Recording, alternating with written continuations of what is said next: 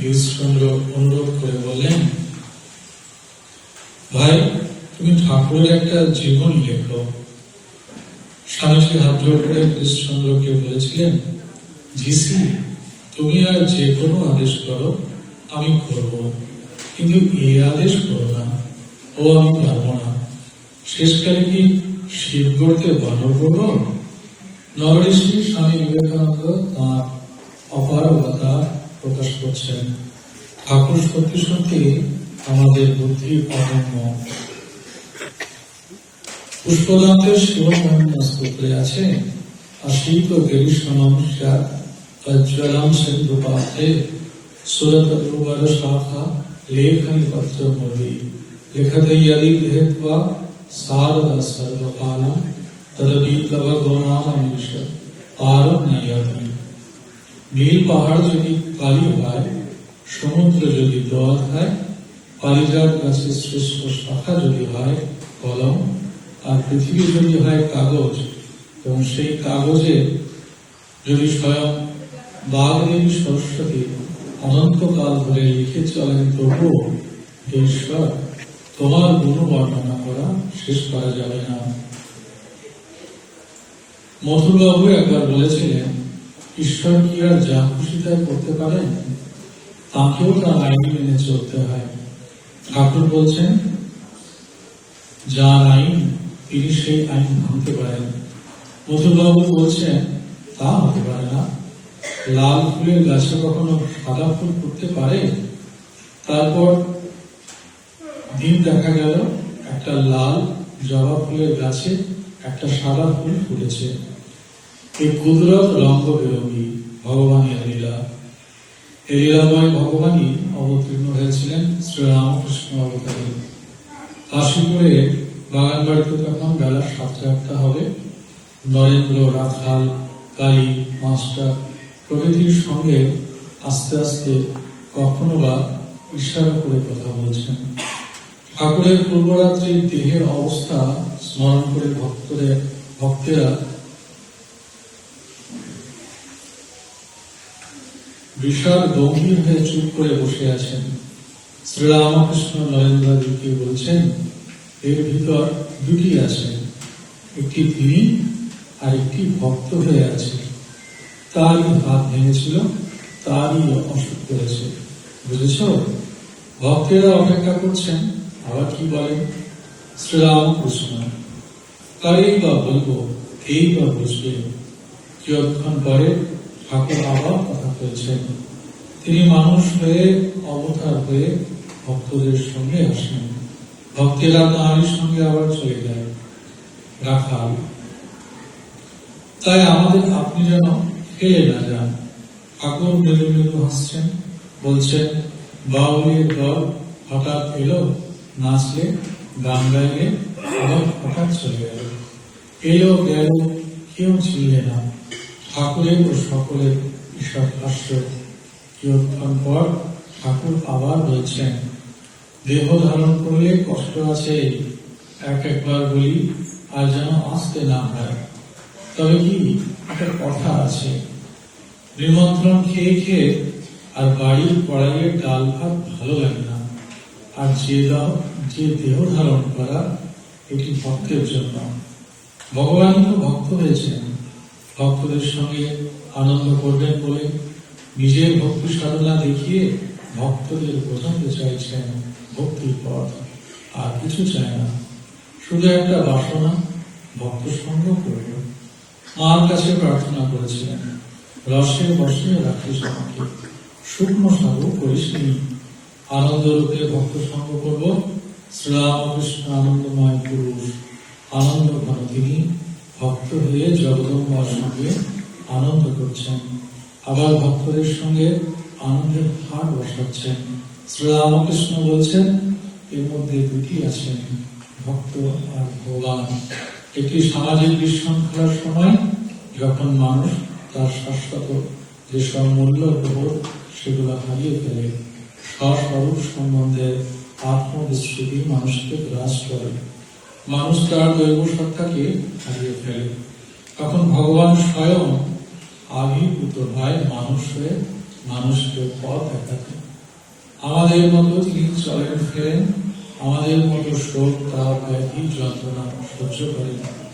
আপাত দৃষ্টিতে সবকিছু তাঁদের সাধারণ মানুষের মতো, কিন্তু তবুও সবকিছুর মধ্যেও থাকে অসাধারণত্বের ছাপ। স্বামী বিবেকানন্দ অবতারদের জীবন কর্মকে বলছেন অলৌকিক, দেখে মনে হয় তাদের সবকিছু লৌকিক।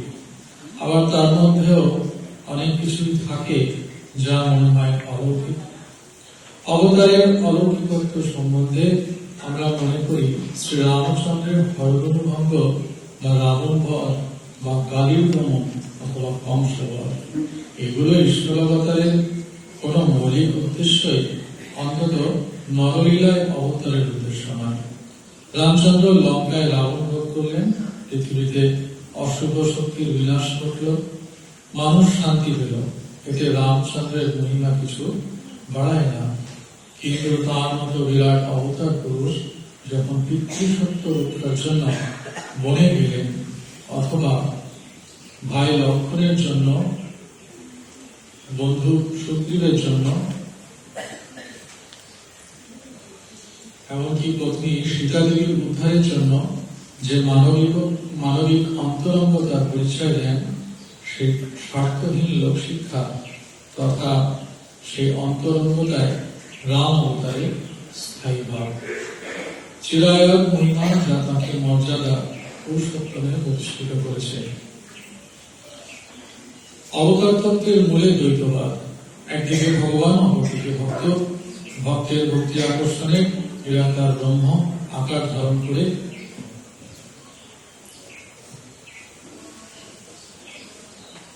নেমে আসেন।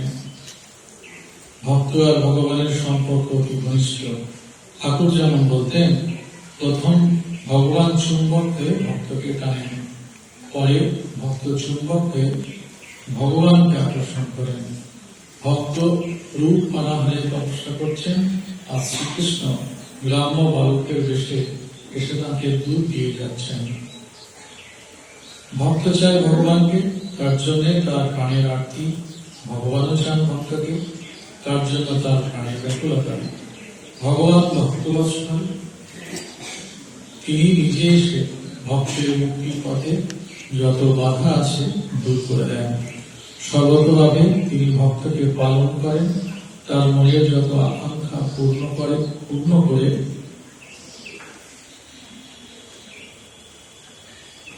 দেন। এমনকি সব থেকে কাম্য যে মোক্ষ, সেই মোক্ষ দেন তাকে।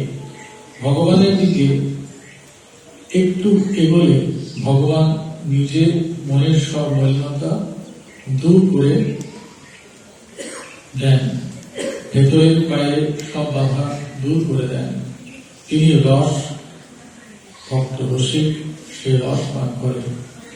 ভক্ত যেমন ভগবান না হলে থাকতে পারে না, ভগবানও ভক্ত না হলে থাকতে পারেন না। তখন ভক্ত হয় রস, ভগবান হন রসিক। ভক্ত হয় পদ্ম, ভগবান হন হরি। তিনি নিজের মাধুর্য আস্বাদন করবার জন্য দুটি হয়েছেন, তাই রাধা কৃষ্ণ লীলা।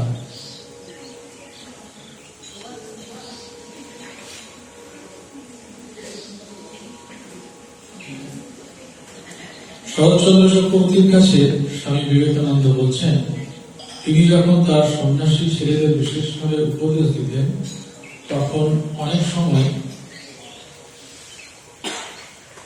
নিজে উঠে চারদিক খুঁজে দেখতেন কোন গৃহস্থ সেখানে আছে কিনা। যদি দেখতেন কেউ নেই বা আসছেন না, তবে জ্বলন্ত ভাষায় ত্যাগ তপস্যার মহিমা বর্ণনা করতেন। সেই সংসার বৈরাগ্যের প্রবল উদ্দীপনাতেই তো আমরা সংসার ত্যাগী উদাসীন।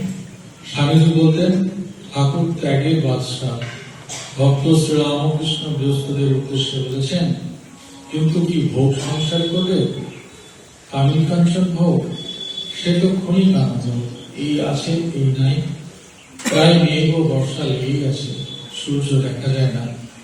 দুঃখের ভাগই বেশি, আর কামিল কাঞ্চন মেঘ সূর্যকে দেখতে দেয় না।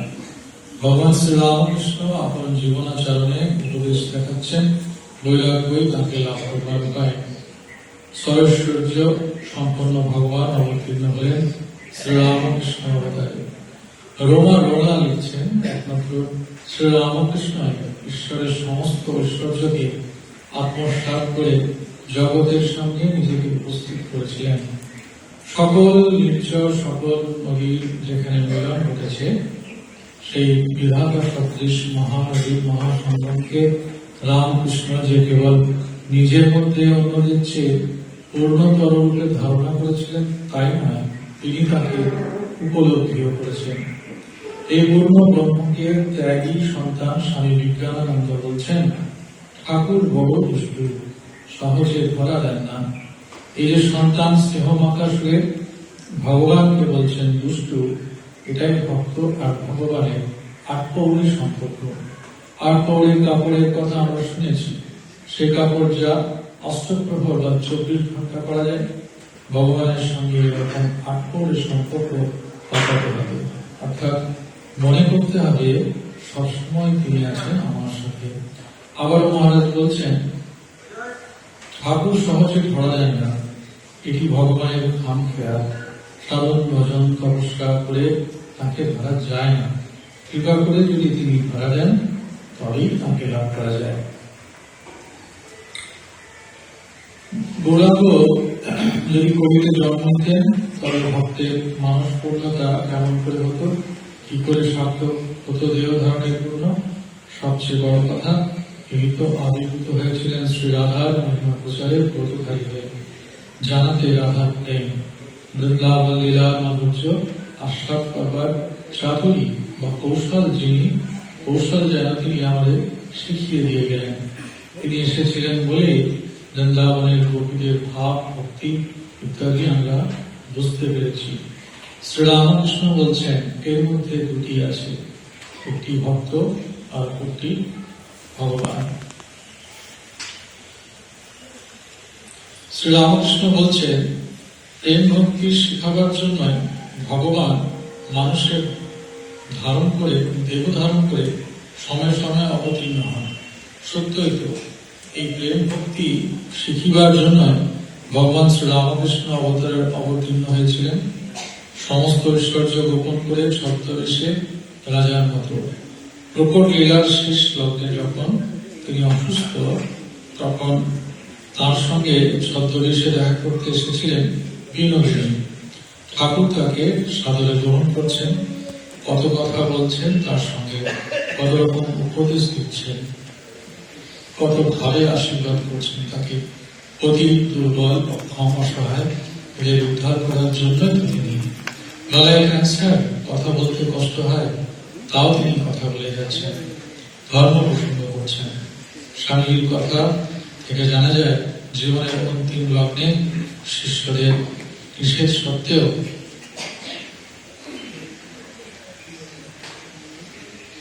ঠাকুর কথা বলছেন, উপদেশ দিচ্ছেন দূর থেকে আগত এক ভক্তকে।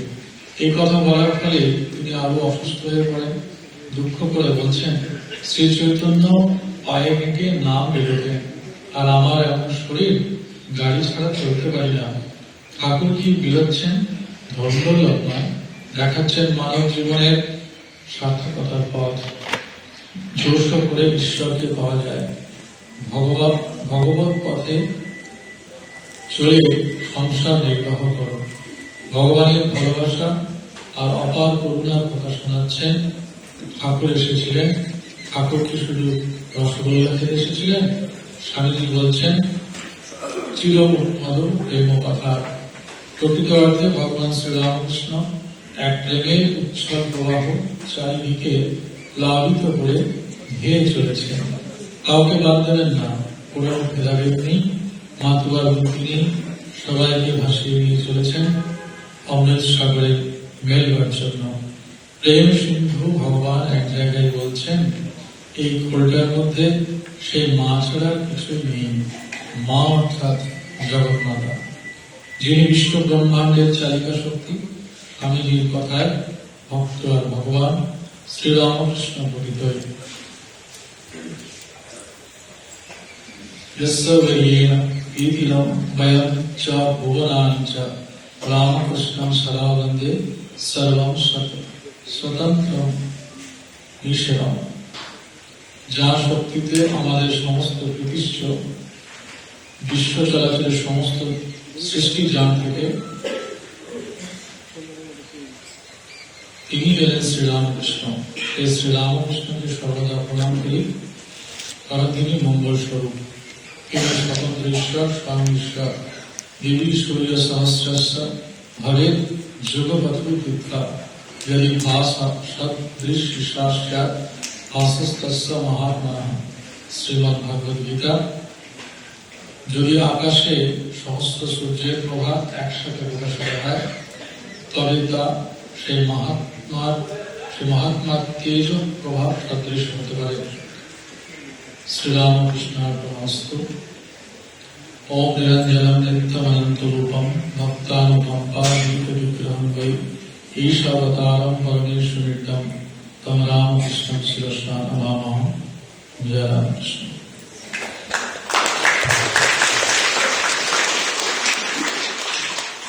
ব্রহ্মচারী মহারাজকে সুন্দর পাঠ করে শুনবার জন্য এবং যার লেখা আমরা